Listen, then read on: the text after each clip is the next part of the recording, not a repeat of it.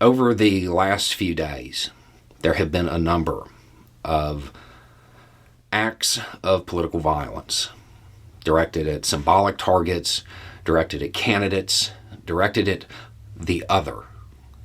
And people want to know what they can do to stop it. The answer is really simple. This is occurring because there is a certain subset of people that see it as a path to power.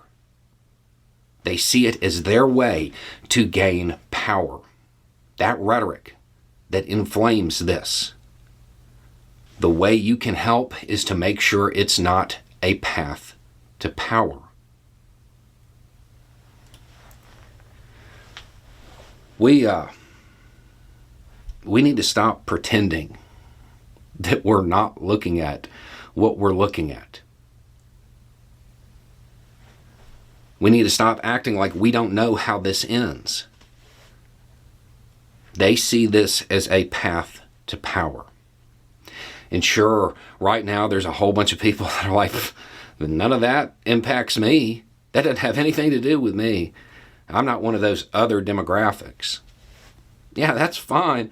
Just understand that you're missing a word. Yet. They're not coming after you yet. They will.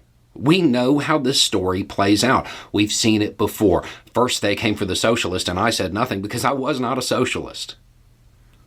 That's not the most famous line, but that's how that actually starts. I know a lot of people want to make this election about the economy. I get that, and the economy is important. I understand. You need to understand there is no free enterprise under an authoritarian state. Doesn't exist.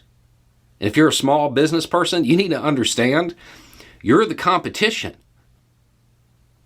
of the people who are going to be in power, because they're going to be buddies with the big companies.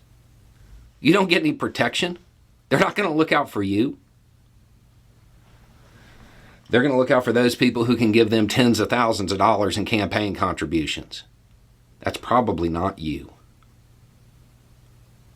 We have to stop pretending like this isn't happening. If you vote for somebody who is an election denier, you vote for somebody who uses violent rhetoric, you vote for somebody who excused or downplayed the events of the 6th, you are voting for this to continue. That's what's happening. Because you're telling them it's a winning strategy. You're telling them this is the path to power. This is the way. And eventually it will come back on you. We know how this ends. We've seen this story over and over again.